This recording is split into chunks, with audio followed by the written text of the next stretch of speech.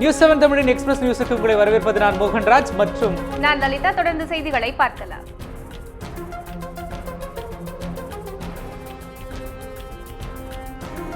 சென்னை தலைமைச் செயலகத்தில் வருமான வரித்துறையினர் விசாரணை. தலைமைச் செயலாளர் ராமமோகன ராவ் வீட்டில் நடந்த சோதனையை அடுத்து வருவாய்த்துறையினர் நடவடிக்கை. இந்த ஆய்வில் 10 பேர் அடங்கிய அதிகாரிகள் ஈடுபட்டுள்ளதாக தகவல்.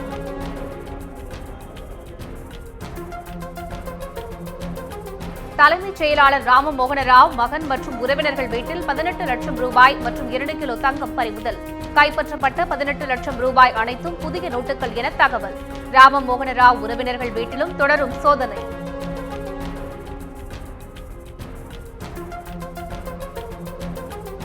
சட்டவிரோத பண பரிமாற்ற வழக்கில் சேகர் ரெட்டி கைது. தொழிலதிபர் சேகர் ரெட்டியை கைது செய்து சிபிஐ அதிகாரிகள் விசாரணை. சேகர் ரெட்டி நண்பர்கள் வீட்டில் சிபிஐ நடத்திய சோதனையில் பல கோடி ரூபாய் தங்கம் பறிமுதல். சேகர் ரெட்டிக்கு ஜனவரி 3ஆம் தேதி வரை காவல் வைக்க சிபிஐ சிறப்பு நீதிமன்றம் உத்தரவு. சேகர் ரெட்டியின் நண்பர் ஸ்ரீனிவாசுலு ரெட்டியும் கைது. சேகர் ரெட்டியை காவல் எடுத்து விசாரிக்க நீதிமன்றத்தில் சிபிஐ மனு. சேகர் ரெட்டியை காவல் எடுக்க கோரும் சிபிஐ மனு மீது நாளை மறுதினம் விசாரணை. அதிமுகவின் பொதுச் செயலாளராக வி.கே. சசிகலா பொறுப்பேற்குமாறு தொடர்ந்து வலியுறுத்தும் அதிமுகவினர். சசிகலாவை நேரில் சந்தித்து தங்கள் கருத்துக்களை தெரிவித்த அதிமுக மூத்த நிர்வாகிகள். அதிமுகவின் நட்சத்திர பேச்சாளர்கள் நடிகர்கள் செந்தில், சிங்கமுத்து ஆகியோரும் சசிகலாவுடன் நேரில் சந்திப்பு. ஜெயலலிதா மறைவினை அடுத்து தோழி சசிகலாவை சிஎஸ்ஐ நிர்வாகிகள் மற்றும் தட்சிணமாரா நாடார் சங்கம் உள்ளிட்ட பல்வேறு அமைப்பினர் நேரில் சந்தித்து ஆறுதல். சிஎஸ்ஐ கிறிஸ்துவ அமைப்பின் பிஷப் தேவ கடாட்சம், தட்சிணமாரா நாடார் சங்க நிர்வாகி சபாபதி நாடார் உள்ளிட்டோர் நேரில் சந்தித்து ஆறுதல். கட்சியின் நட்சத்திர பேச்சாளர்கள் ராமராஜன், செந்தில், குண்டு கல்யாணம் உள்ளிட்டோரும் சந்தித்தனர். இந்திய முஸ்லீம் லீக் அகில இந்திய பொதுச் செயலாளர் பாத்திமா முசாஃபர் உள்ளிட்டோர் பல அமைப்பினரும் சசிகலாவை நேரில் சந்தித்து ஆறுதல். திமுக தலைவர் கருணாநிதிக்கு காவிரி மருத்துவமனையில் தொடர்ந்து சிகிச்சை. தொலைக்காட்சி பார்க்கும் புகைப்படத்தை வெளியிட்டது காவேரி மருத்துவமனை. அவர் குணமடைந்து வருவதாக தெரிவித்துள்ள மருத்துவமனை நிர்வாகம் விரைவில் வீடு திரும்புவார் எனவும் அறிவிப்பு. சென்னை காவேரி மருத்துவமனையில் அனுமதிக்கப்பட்டுள்ள திமுக தலைவர் கருணாநிதியின் நலம் விசாரிக்க படையெடுக்கும் பிரபலங்கள். இயக்குநர்கள் சேரன், அமீர், நாம் தமிழர் கட்சி ஒருங்கிணைப்பாளர் சீமான் உள்ளிட்டோர் கருணாநிதி உடல்நிலை குறித்து நலம் விசாரித்தனர். உடல்நிலை தேறி வரும் நிலையில் விரைவில் கருணாநிதி வீடு திரும்புவார் என எதிர்பார்ப்பு. தென்மேற்கு வங்கக்கடலில் நிலவி வந்த காற்றழுத்த தாழ்வு நிலை மேற்கு நோக்கி நகர்கிறது. தென் தமிழகத்தில் நாகை, புதுக்கோட்டை, தஞ்சை, திருவாரூர் உள்ளிட்ட மாவட்டங்களில் மிதமான மழைக்கு வாய்ப்பு. சென்னை வானிலை ஆய்வு மையம் அறிவிப்பு. கடந்த 24 மணி நேரத்தில் அதிகபட்சமாக அறந்தாங்கியில் 7 சென்டிமீட்டர் மழை, குறைந்தபட்சமாக வேதாரண்யத்தில் 4 சென்டிமீட்டர் மழையும் பதிவு. மக்கள் நல கூட்டணி நிரந்தர அமைப்பாக இருக்க முடியாது. விடுதலை சிறுத்தைகள் கட்சித் தலைவர் திருமாவளவன் கருத்து. ரூபாய் நோட்டு விவகாரம் பொதுத்துறை வங்கிகளை சீர்குலைப்பதற்காக திட்டமிட்டு எடுத்த நடவடிக்கை. பிரதமர் நரேந்திர மோடி மீது திருமாவளவன் குற்றச்சாட்டு.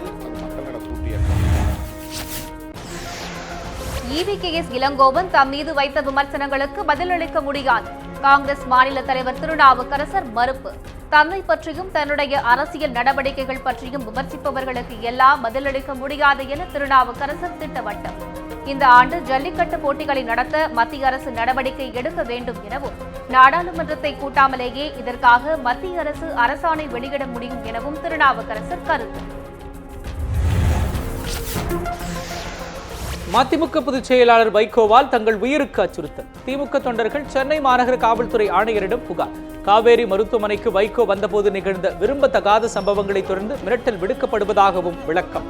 போதிய போலீஸ் பாதுகாப்பு அளிக்க கோரியும் மனுவில் திமுகவினர் கோரிக்கை. எழுத்தாளர் வண்ணதாசனுக்கு சாகித்ய அகாடமி விருது. ஒரு சிறு இசை என்ற சிறுகதை தொகுப்பிற்காக விருது அறிவிப்பு. 2016ஆம் ஆண்டில் சிறந்த தமிழ் படைப்புக்காக விருது என சாகித்ய அகாடமி அறிவிப்பு. 2017ஆம் ஆண்டு பிப்ரவரி 22ஆம் தேதி 1 லட்சம் ரூபாய் ரொக்க பரிசுடன் வண்ணதாசனுக்கு விருது வழங்கப்படுகிறது. ராமநாதபுரம் மாவட்டம் கீழக்கரை அருகே பணம் எடுக்க வங்கியில் வரிசையில் நின்ற முதியவர் பலி. சித்திகலி என்ற 65 வயது முதியவர் இந்தியன் ஓவர்சீஸ் வங்கியின் ஏடிஎம்மில் பணம் எடுக்க நீண்ட வரிசையில் நின்றபோது மரணம். வங்கி ஊழியர்கள் மக்களை நீண்ட நேரம் காக்க வைப்பதே இவ்வாறான சம்பவங்களுக்கு காரணம் என பொதுமக்கள் கருத்து. மன்னார் வளைகுடா அருகே மீன்பிடித்துக் கொண்டிருந்த ராமேஸ்வரம் மீனவர்கள் 12 பேர் இலங்கை கடற்படையினரால் கைது. சர்வதேச கடல் பகுதியில் மீன்பிடித்துக் கொண்டிருந்த 9 மீனவர்களை கைது செய்த போலீசார் அவர்களிடம் தீவிர விசாரணை. இதேபோன்று நாட்டுப்படகில் வந்த மேலும் 3 பேரும் இலங்கை கடற்படையினரால் கைது செய்யப்பட்டனர். வங்கிகளில் 5000 ரூபாய் மட்டுமே டெபாசிட் செய்ய முடியும் என்ற விதிமுறையில் தளர்வு. வாடிக்கையாளர்களுக்கு வங்கிகள் சலுகை வழங்க ரிசர்வ் வங்கி அனுமதி. ரிசர்வ் வங்கியின் முந்தைய உத்தரவிற்கு பொதுமக்கள் கடும் எதிர்ப்பை தொடர்ந்து விதிமுறையில் தளர்வு. பணியிட மாறுதலை கண்டித்து கோவையில் சுமார் 300 தொழிலாளர்கள் போராட்டம். கோவை வைரம்பட்டை தீட்டும் தொழிற்சாலை நிர்வாகத்தை கண்டித்து ஊழியர்கள் முழக்கம். வேறு இடத்திற்கு பணி மாறுதல் செய்யப்பட்டதற்கு தொழிலாளர்கள் கண்டனம். தொழிலாளர் நலத்துறை அலுவலகத்தை முற்றுகையிட்டு தொழிலாளர்கள் போராட்டம். வர்தா பாதிப்பிலிருந்து மக்கள் இயல்பு நிலைக்கு திரும்புவதாக அமைச்சர் விஜயபாஸ்கர் பேட்டி. திருவள்ளூர் மாவட்டம் சோழவரம் புயல் பாதித்த பகுதிகளை பார்வையிட்டார் அமைச்சர். நடமாடும் மருத்துவ முகாம் மூலம் சுமார் 1,95,000 பேர் பயன்பெற்றுள்ளதாகவும் அமைச்சர் கருத்து. வர்தா புயலால் தடைப்பட்ட மின்சாரத்தை வழங்க நடவடிக்கை எடுக்க வலியுறுத்தல். சென்னை தாம்பரத்தை அடுத்த காந்தி ரோடு சதானந்தபுரம் பகுதி மக்கள் சாலை மறியல். வர்தா புயலால் ஏற்பட்ட பாதிப்புகளால் சென்னை புறநகரின் பல இடங்களில் இன்னும் மின்சாரம் இல்லாமல் தவிப்பதாக பொதுமக்கள் புகார். புதிய தேசிய கல்விக் கொள்கையில் மத்திய அரசு இடஒதுக்கீடு கொள்கையை முழுமையாக கடைபிடிக்க வேண்டும். தமிழ் மாநில காங்கிரஸ் தலைவர் ஜி.கே. வாசன் வலியுறுத்தல். கல்விக் கொள்கை குறித்து சுப்பிரமணியம் கமிட்டியின் அறிக்கையை மத்திய அரசு வெளிப்படையாக வெளியிட வேண்டும் எனவும் கோரிக்கை. கல்விக் கொள்கை குறித்து மாநில அரசின் பிரதிநிதிகள், கல்வியாளர்கள் மற்றும் நாடாளுமன்ற உறுப்பினர்களின் கருத்துக்களையும் கேட்டறிய வாசன் வலியுறுத்தல். பிளாஸ்டிக் குப்பை இல்லாத மாநகராட்சியாக உருவாக்கும் புதிய திட்டம் இன்று முதல் நெல்லை மாநகராட்சியில் அமல். பிளாஸ்டிக் குப்பைகளை அறவே ஒழிப்பதற்கு நெல்லை மாநகராட்சி ஆணையாளர் சிவசுப்பிரமணியன் தலைமையில் புதிய திட்டம் செயல்படுத்த முடிவு. ஒவ்வொரு வாரமும் புதன்கிழமைகளில் மக்காத குப்பைகளையும் வாரத்தின் மற்ற நாட்களில் மக்கும் குப்பைகளையும் சேகரிக்க முடிவு. புதிய திட்டத்தின்படி மக்கும் குப்பை மற்றும் மக்காத குப்பை என பிரித்து வழங்க வேண்டும் என மாநகராட்சி அதிகாரிகள் அறிவுறுத்தல். தூத்துக்குடி அனல் மின் நிலையத்தின் 5வது யூனிட்டில் 71 நாட்களுக்கு பிறகு மீண்டும் மின் உற்பத்தி துவக்கம். அக்டோபர் மாதம் 16ஆம் தேதி நடைபெற்ற கொதிகளின் விபத்தில் 3 ஊழியர்கள் பலி. 2 மாத தொடர் பழுது நீக்கும் பணிக்கு பின்னர் கொதிகளின் சீரடைந்ததாக அறிவிப்பு. இரண்டாவது நாளாக கோவில்பட்டி மார்க்கெட் வியாபாரிகள் கடைகளை அடைத்து போராட்டம். கடையின் வாடகை உயர்வை ரத்து செய்ய கோரியும் முறையான வாடகையை நிர்ணயம் செய்யவும் வியாபாரிகள் வலியுறுத்தல். நூதன முறையில் மார்க்கெட் முருகனிடம் மனுக்களை அளித்தும் தேங்காய் உடைத்தும் வியாபாரிகள் போராட்டம். தூத்துக்குடி துறைமுகத்தில் பல லட்சம் ரூபாய் மதிப்புள்ள வெளிநாட்டு சிகரெட் பறிமுதல். மத்திய வருவாய் புலனாய்வுத்துறை அதிகாரிகள் நடவடிக்கை. சோதனையின் போது சரக்கு பெட்டகத்தில் சிகரெட் பாக்கெட்டுகள் மறைத்து வைக்கப்பட்டிருந்தது கண்டுபிடிப்பு. துபாயிலிருந்து இந்த சரக்குகளை அனுப்பியது யார் என்றும் வருவாய் புலனாய்வுத்துறையினர் விசாரணை. கன்னியாகுமரி மாவட்டம் மார்த்தாண்டத்தில் வெளிநாட்டிற்கு செவிலியர் வேலை வாங்கி தருவதாக கூறி பல லட்சம் ரூபாய் மோசடி. பாதிக்கப்பட்ட செவிலியர்கள் குடும்பத்துடன் காவல் நிலையத்தில் புகார். வழக்கு பதிவு செய்து புகாருக்குள்ளான டிராவல்ஸ் அதிபரை கைது செய்த போலீசார். பணத்தை திருப்பித் தருவதாக கூறி தலைமறைவானவர் டிராவல்ஸ் அதிபர் என்பது குறிப்பிடத்தக்கது. குமாரபாளையம் அருகே 3 நாட்களாக வங்கியில் டோக்கன் மட்டும் வழங்குவதாக புகார். பணம் வழங்காமல் காலதாமதம் செய்வதால் ஆத்திரமடைந்த வாடிக்கையாளர்கள் சாலை மறியல். 90% ஏடிஎம்கள் செயல்படவில்லை என்று வாடிக்கையாளர்கள் புகார். மக்களின் சாலை மறியலால் 1 மணி நேரம் போக்குவரத்து பாதிப்பு.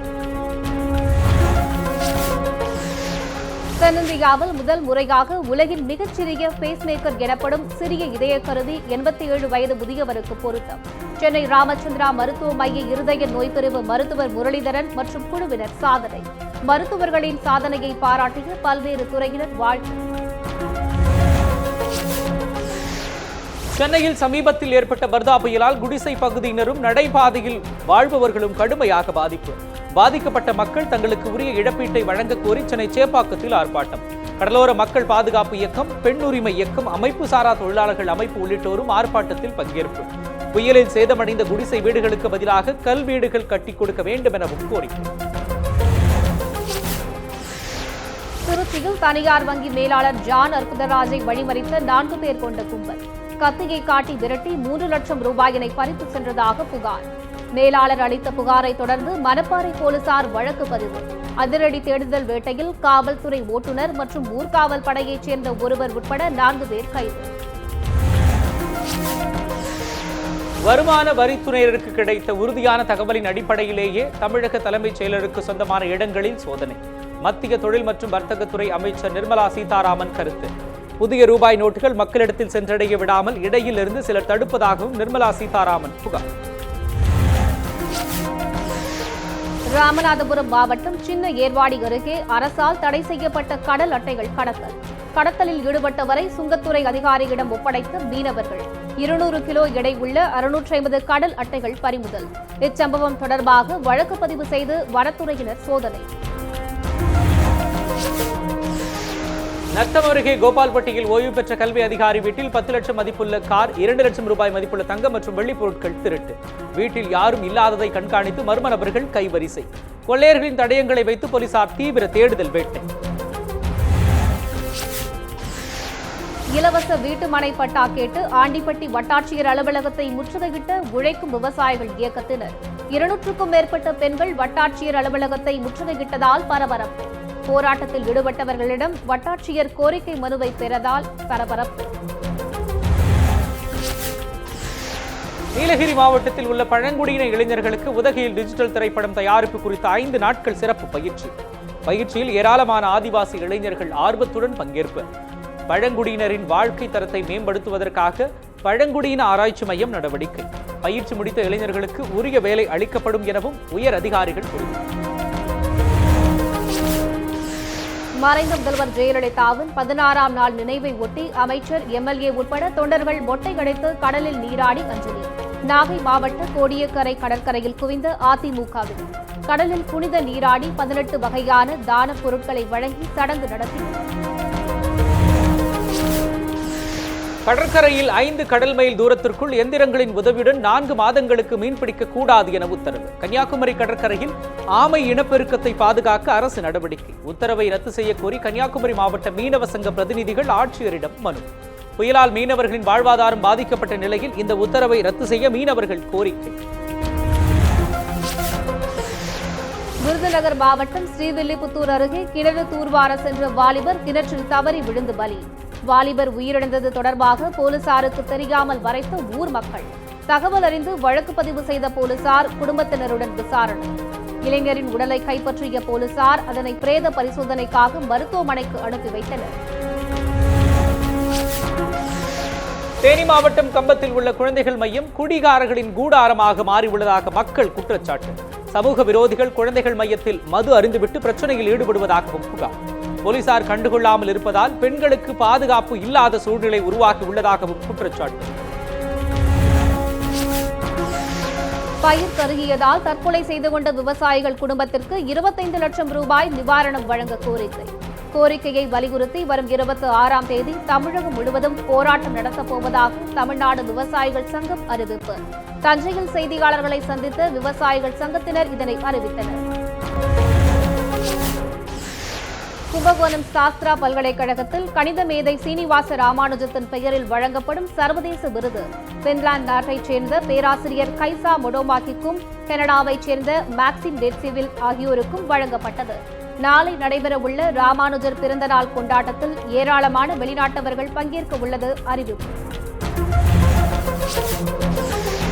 சேலம் லீ பஜார் பகுதியில் வெல்லம் தயாரிக்க அதிக அளவில் சர்க்கரையும் ரசாயனமும் சேர்ப்பதாக வந்த புகார். புகாரை தொடர்ந்து உணவு பாதுகாப்புத் துறையினர் அதிரடி சோதனை. 10 லட்சம் ரூபாய் மதிப்பிலான வெல்லம் மற்றும் சர்க்கரை மூட்டைகள் பறிமுதல்.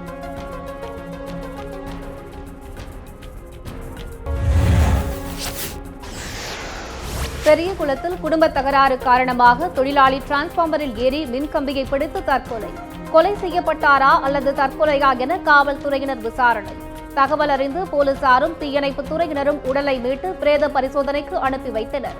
சம்பவம் தொடர்பாக இளைஞரின் குடும்பத்தினருடன் போலீசார் தீவிர விசாரணை. தேர்தலில் போட்டியிடாத 200 கட்சிகளின் நிதிநிலை குறித்து ஆய்வு செய்யுமாறு வருமான வரித்துறைக்கு தேர்தல் ஆணையம் கடிதம். இந்தியாவில் உள்ள 7 பெரும் கட்சிகள் மற்றும் இதர மாநில கட்சிகள் அனைத்தும் ஆய்வுக்கு உட்படுத்தப்படும் என தகவல். கட்சி நன்கொடைகளை கருப்பு பணமாக மாற்றுவதாக எழுந்த புகாரை தொடர்ந்து நடவடிக்கை. இதன் மூலம் தேர்தலில் கருப்பு பணப்புழக்கம் கட்டுப்படுத்தப்படும் எனவும் கருத்து. வேளாண் கடனுக்கான வட்டியை செலுத்துவதற்கான கால அவகாசம் நீட்டிப்பு. விவசாயிகளின் தொடர் கோரிக்கையை தொடர்ந்து மத்திய அரசு நடவடிக்கை. கால அவகாசம் நீட்டிப்பு குறித்து மத்திய வேளாண் துறை அமைச்சர் செய்தியாளர்களிடம் தகவல். குறிப்பிட்ட காலத்திற்குள் தொகையை சரியாக செலுத்துவோருக்கு வட்டித் தொகையில் 3% தள்ளுபடி எனவும் அறிவிப்பு. உச்சநீதிமன்ற உத்தரவின்படி டெல்லியில் பட்டாசு இருப்பு வைப்பதற்கும் விற்பனை செய்வதற்கும் தடை. மறு உத்தரவு வரும் வரை தடை நீடிக்கும் எனவும் டெல்லி காவல்துறை அறிவிப்பு. நீதிமன்றத்தில் தொடர்ந்த வழக்கை அடுத்து காவல்துறையினர் நடவடிக்கை.